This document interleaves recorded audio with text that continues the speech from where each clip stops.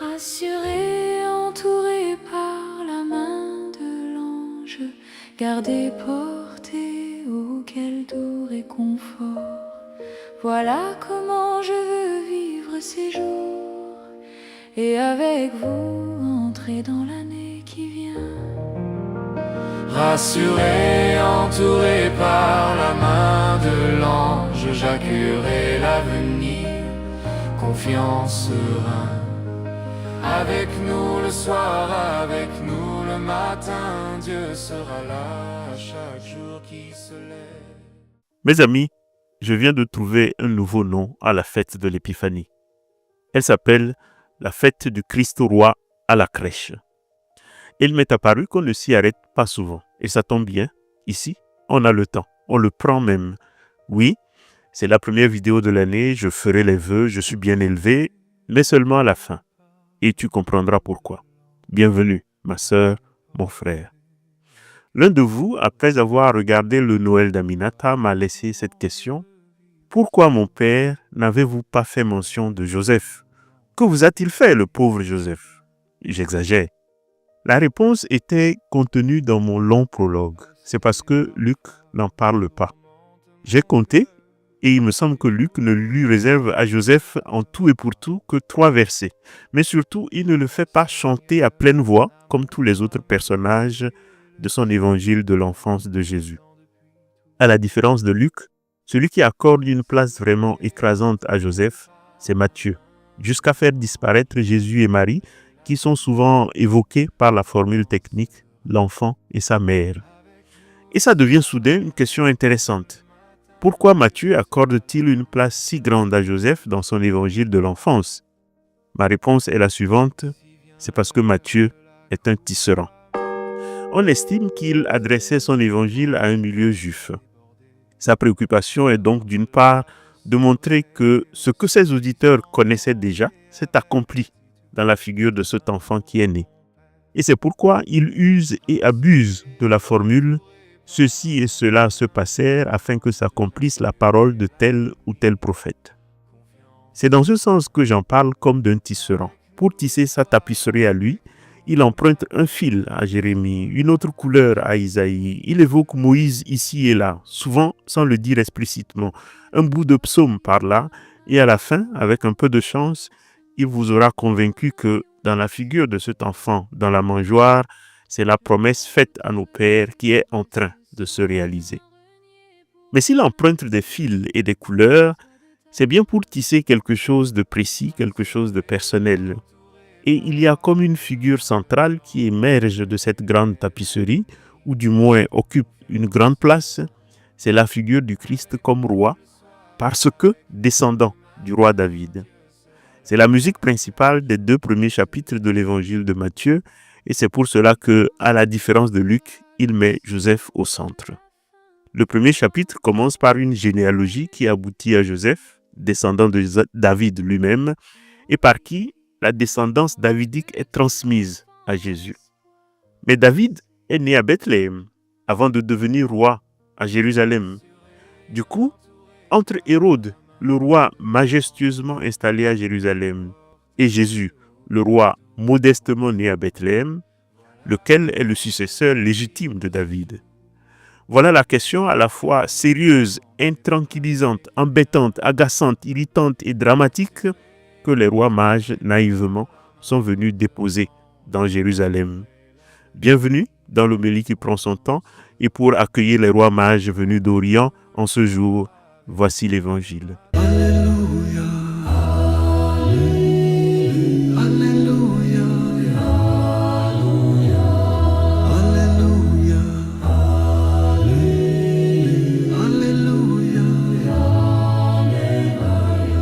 Matthieu chapitre 2, versets 1 à 12. Jésus était né à Bethléem en Judée, au temps du roi Hérode le Grand. Or, voici que des mages venus d'Orient arrivèrent à Jérusalem et demandèrent « Où est né le roi des Juifs qui vient de naître? Nous avons vu son étoile à l'Orient et nous sommes venus nous prosterner devant lui. » En apprenant cela, le roi Hérode fut bouleversé et tout Jérusalem avec lui. Il réunit tous les grands prêtres et les scribes du peuple pour leur demander où devait naître le Christ. Ils lui répondirent, « À Bethléem, en Judée, car voici ce qui est écrit par le prophète. Et toi, Bethléem, terre de Juda, tu n'es certes pas le dernier parmi les chefs-lieux de Juda, car de toi sortira un chef, qui sera le berger de mon peuple Israël. » Alors, Hérode convoqua les mages en secret pour leur faire préciser à quelle date l'étoile était apparue. Puis il les envoya à Bethléem en leur disant « Allez vous renseigner avec précision sur l'enfant, et quand vous l'aurez trouvé, venez me l'annoncer pour que j'aille moi aussi me prosterner devant lui. » Après avoir entendu le roi, ils partirent. Et voici que l'étoile qu'ils avaient vue à l'Orient les précédait, jusqu'à ce qu'elle vienne s'arrêter au-dessus de l'endroit où se trouvait l'enfant. Quand ils virent l'étoile, ils se réjouirent d'une très grande joie. Ils entrèrent dans la maison, ils virent l'enfant avec Marie, sa mère, et, tombant à ses pieds, ils se prosternèrent devant lui. Ils ouvrirent leur coffret et lui offrirent leurs présents, de l'or, de l'encens et de la myrrhe. Mais avertis en songe de ne pas retourner chez Hérode, ils regagnèrent leur pays par un autre chemin. Alléluia, Alléluia, Alléluia. Bon, vous n'avez pas eu d'homélie ces derniers jours et certains me l'ont pas pardonné et ne se sont pas privés de me le faire savoir. Je sens qu'il va falloir chaque année expliquer pourquoi je ne prêche pas vraiment durant ce temps, y compris quelquefois en paroisse. C'est que fondamentalement, je crois que l'essentiel des fêtes liturgiques se joue dans leur préparation. Nous mettons 4 semaines à préparer Noël et la fête elle-même ne dure qu'une semaine. Pareil pour Pâques, 5 semaines de préparation pour une semaine de fête et le long temps pascal n'est lui-même qu'une sorte de préparation à la fête de la Pentecôte, etc. C'est pourquoi quand j'ai pris le temps de préparer intensément avec vous, j'estime que le travail est fait. Mais la deuxième raison, c'est que je n'aime pas trop le calendrier liturgique de Noël. Il y a trop de fêtes, empilées les unes sur les autres. On dirait qu'on ne savait pas trop où les mettre et qu'on s'est contenté de les aligner histoire d'en finir au plus vite. Les commenter de façon suivie ne ferait qu'augmenter les risques de constipation. J'ai peur, et je vous l'ai déjà répété ici souvent, de devenir un étouffe chrétien à force de vouloir vous en donner encore et encore et encore. Alors, je pratique volontiers l'art de la retenue qui est toujours salutaire, surtout devant les bonnes choses. Cela dit, je ne suis pas à l'abri d'un changement d'avis, comme c'était déjà le cas l'an dernier pour le Triduum pascal. On verra donc. Mais assez pour les annonces, revenons à l'Évangile. Et pour revenir à l'Évangile, j'ai commenté largement ce texte l'année dernière. La vignette s'affiche en ce moment et je vous y renvoie si vous en avez le temps parce que mon commentaire de cette année va s'arrêter à un seul aspect. Cet évangile, en effet, dans la façon même dont l'histoire est racontée, ne concerne pas seulement des peuples venus d'Orient pour voir l'enfant dans le berceau. La preuve, c'est qu'ils ne sont pas allés directement à Bethléem. Je veux dire par là que ce n'est pas le fait que les mages sont venus d'Orient pour rendre hommage, c'est le fait qu'ils soient passés par le palais d'Hérode qui rend toute l'histoire intéressante et lui donne du piquant. Tout ça est donc aussi destiné à Hérode pour lui faire comprendre sans ambiguïté que le sol est en train de trembler sous ses pieds. Ils sont venus raconter à Hérode ce qu'ils vont aller ensuite faire à Bethléem. Et on le voit dès le début, Hérode en devient tellement fou qu'il veut qu'on lui raconte la même histoire une deuxième fois, puis une troisième fois. D'abord, les mages annoncent avoir vu l'étoile d'un roi. Hérode convoque ensuite les scribes pour se faire confirmer cette histoire. Ensuite, il demande aux mages de revenir, lui confirmer encore la même histoire. Il en devient donc fou, et c'est là l'un des objectifs même de la façon dont Matthieu raconte l'histoire. Et la première chose à noter dans ce contexte, c'est que, comme je disais tout à l'heure, c'est de façon naïve que les mages viennent déposer une question aussi brûlante et intranquillisante dans les mains du pauvre Hérode. Le mot de naïveté ne doit pas être pris ici au sens d'une crédulité ridiculisante. Je l'entends dans le sens où, par exemple, comme il arrive souvent, un enfant pose une question nécessaire, mais que les adultes autour de lui voudraient surtout ne pas entendre. Et il la pose justement pour la raison qu'il ne savait pas qu'il ne fallait pas la poser, et ça fait froncer les sourcils aux adultes. Où est le roi des Juifs qui vient de naître? Cette question qui sonne juste comme une demande d'information, comme quelqu'un perdu sur la route qui vous demande quelle direction prendre, si les mages la posent naïvement, Matthieu, pour sa part, a soigneusement préparé son coup. Depuis le début de son évangile, en effet, Matthieu ne fait pas parler ses personnages. Il parle à leur place. Il rapporte ce qu'ils disent. Il interprète ce que ces personnages ont dans la tête ou dans le cœur. La première exception à cette règle, les premiers personnages à qui il donne la parole, à qui il donne l'occasion de parler, c'est les mages. Et la première parole que ces derniers disent, c'est cette question qu'ils viennent poser à la cour d'un autre roi. Je ne sais pas si vous voyez le coup bas que ça représente. C'est comme si vous alliez à la cour d'un président qui s'accroche au fauteuil présidentiel et que vous lui demandiez où est le vrai président qui vient d'être élu. Entre parenthèses, les Camerounais, les Ivoiriens, les Togolais, les Bissau-Guinéens comprendront la blague. Non, je vous taquine. Et d'ailleurs, je profite pour vous remercier tous. Ça m'a fait plaisir de savoir d'où vous m'écoutez, des endroits parfois improbables, un lien invisible et pourtant vrai dans le Seigneur. Merci, Dieu merci. Le pire et le plus intéressant encore, c'est que Matthieu s'arrange pour que ceux qui soulèvent cette question, la toute première question de son évangile, ça soit des étrangers. Des étrangers au sens fort du mot, venus d'ailleurs, parlant une autre langue, lisant le monde autrement, attentifs à des signes que personne ici ne semble avoir vus, ou plus exactement, que tout le monde a appris à ne plus regarder. Le premier autochtone qui aurait soulevé cette question à la cour d'Hérode l'aurait probablement payé de sa vie. Mais eux, ils ne sont pas d'ici. Ils ne sont pas pris dans le même réseau de loyauté, de peur, de compromis silencieux.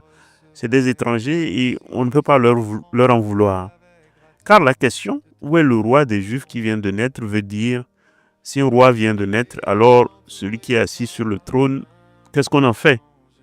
Une question qui ne conteste donc pas frontalement le pouvoir en place, qui ne dénonce rien explicitement, mais qui, par sa simple formulation, fissure tout l'édifice. Et quand l'édifice se fissure, que le fossé s'ouvre, cette question simple commence soudain à soulever d'autres questions. Car la réponse à la question des mages n'est pas donnée par Hérode. Il faut convoquer les grands prêtres et les scribes. Il faut ouvrir les archives que personne ne lit plus. Il cherche et il trouve le prophète Michée, et Michée nomme Bethléem. Mais Matthieu ne fait pas que citer Michée, le prophète. À travers le prophète, c'est la mémoire de David. Lui-même né à Bethléem avant de monter à Jérusalem, c'est sa mémoire qui est convoquée.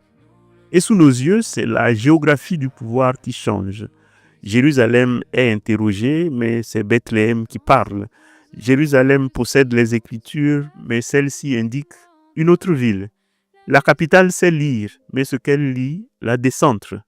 La connaissance qu'elle détient la met en crise et l'écriture que maîtrise le pouvoir travaille contre les évidences du pouvoir. Même l'usage du mot roi est soigneusement maîtrisé par Matthieu.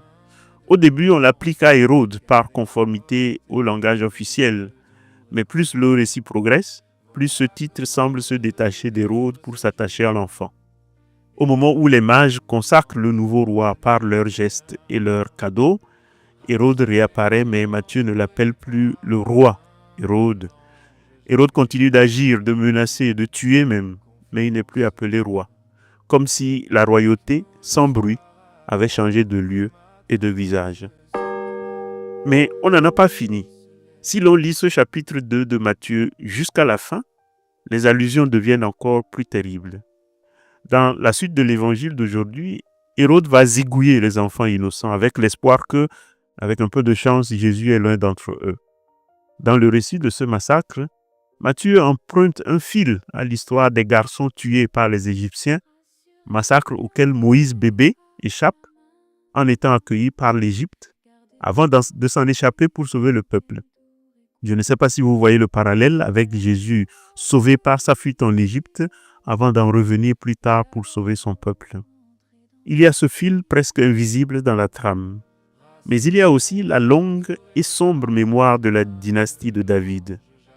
Abimélec, le tout premier roi d'Israël, au livre des Juges, donc roi entre guillemets, massacre 70 de ses frères afin de régner sur eux. C'est Juges chapitre 9. Saül va poursuivre David. Joram tue 6 de ses frères pour conserver le pouvoir. Athalie tente d'exterminer toute la descendance davidique. 2 Rois, chapitre 11. Hérode n'innove donc pas. Il applique un vieux manuel de survie politique. Ce n'est pas seulement les innocents qu'il tue, l'histoire retient qu'il avait aussi éliminé des membres de sa propre famille. Son fils et successeur, Hérode Antipas, va décapiter Jean-Baptiste. Son petit-fils et successeur va faire tuer l'apôtre Jacques au livre des Actes des Apôtres. Ce n'est donc pas une famille, une dynastie où on fait dans les dentelles. Peut-être parce que c'est des rois que n'importe quoi, n'importe quel bruit de couloir suffisait à faire trembler. C'est donc des rois qui règnent par frappe préventive et les mages, sans le vouloir, donc naïvement, sont en service commandé pour les rendre fous.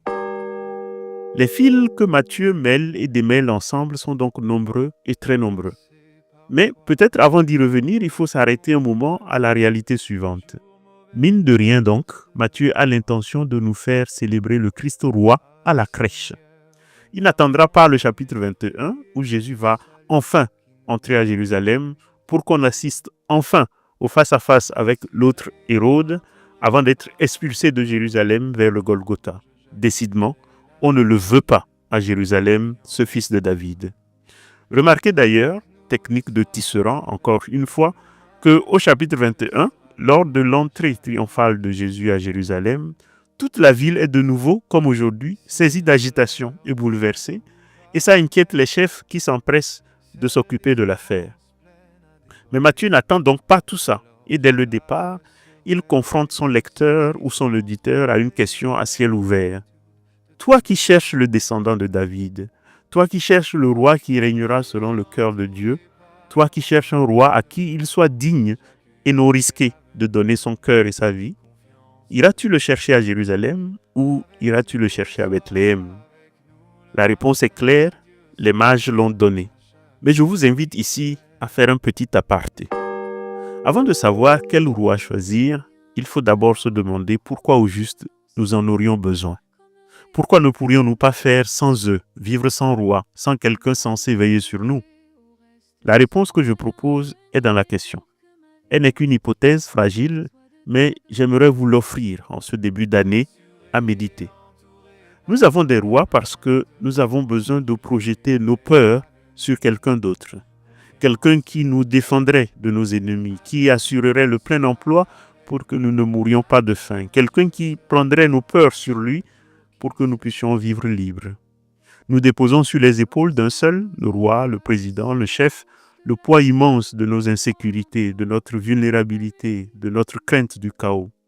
Ce ne sont pas les Hérodes qui engendrent la peur, ce sont nos peurs qui fabriquent des Hérodes.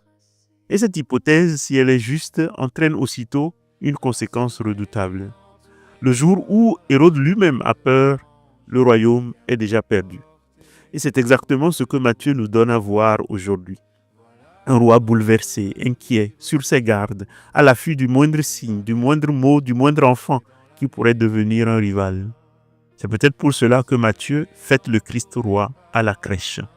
Notre roi à nous est un enfant. Et les enfants n'ont pas peur. Vous leur dites que le feu brûle, la minute d'après, ils y mettent la main et c'est vous qui sursautez de votre canapé d'angoisse. Et ce geste qui consiste à sursauter du canapé pour éviter à l'enfant de se brûler signifie ceci, 2 points. Un enfant, c'est quelqu'un dans les mains de qui nous ne pouvons pas déposer nos peurs. L'enfant dans la crèche nous interdit cette solution. Et ce faisant, il nous impose de reprendre nos peurs dans nos mains à nous, de nous en rendre responsables. Et c'est peut-être également cela que rend la figure de Joseph centrale dans le récit de Matthieu. Une autre stratégie aurait pu consister pour Joseph à se débarrasser de l'enfant et de sa mère pour cesser définitivement d'avoir la peur au ventre. Mais non. Joseph est un homme qui a peur, mais qui, chaque fois qu'il se lève, prend sa peur dans la main et avance avec elle. Et c'est pareil pour les mages. Hérode leur a ordonné de revenir l'informer. Les mages désobéissent et ça pourrait bien se payer cher. Après avoir foutu la pagaille dans le royaume d'Hérode, ils doivent inventer un itinéraire de retour, assumer les conséquences de leur fidélité, probablement avec la crainte au ventre d'être poursuivis. L'enfant ne les a pas délivrés de la peur, il les a mis en situation de la dépasser par un acte de liberté. Leur joie n'est pas l'euphorie de ceux qui sont sortis indemnes d'un danger, c'est la joie sobre de ceux qui ont vu la vérité et ont accepté d'en payer le prix, un prix fait de vigilance et de chemin de liberté. Dans cette perspective, l'enfant de Bethléem ne nous invite pas à nous sentir protégés, mais à devenir responsables. Nous ne sommes pas laissés à nous-mêmes, certes. Il y a les songes, il y a l'étoile, il y a les écritures pour nous guider. Mais nous ne sommes pas infantilisés par un Dieu grand-papa qui arrangerait tout à notre place. Le roi est un enfant. Non pas pour que nous restions des enfants craintifs, mais pour que, en prenant soin de lui, nous devenions enfin des adultes dans la foi. On pourrait résumer l'ensemble à ceci. L'Évangile ne nous montre pas un monde rassuré par la naissance de l'enfant, mais un monde rendu plus inquiet encore. Rien ne s'apaise, Hérode a peur, Jérusalem est troublée, les mages doivent changer d'itinéraire, Joseph se lève de nuit, fuit, improvise. L'enfant ne supprime pas l'angoisse, il oblige à y faire face autrement. C'est là que nos vœux de nouvelle année deviennent intéressants à interroger. Car ce que nous nous souhaitons spontanément, ce sont des années sans Hérode. Pas de mauvaises nouvelles, pas de rupture, pas de maladie, pas de menaces imprévues. Des années lisses, gouvernables, prévisibles. Derrière surtout la santé, que tout se passe bien, qu'on soit enfin tranquille, se cache une tentative de conjurer la peur de l'incertain, une volonté de confier notre avenir à des puissances censées nous arranger, qu'elles s'appellent chance, destin, providence immédiate ou protection divine, peu importe. Mais après avoir lu l'évangile d'aujourd'hui, on pourrait donc s'amuser à formuler des vœux façon épiphanie. Non pas souhaiter que l'année soit douce, mais qu'elle soit habitable. Non pas qu'aucune étoile inquiétante ne se lève, mais que nous sachions la suivre sans nous laisser impressionner par les Hérodes et leurs sbires. Non pas être délivré de la peur, mais être délivré de la tentation d'en faire une stratégie ou un refuge. Car c'est peut-être cela au fond, la grâce déstabilisante de l'étranger, qu'il soit un mage, qu'il soit l'enfant, qu'il soit celui qui vient d'ailleurs.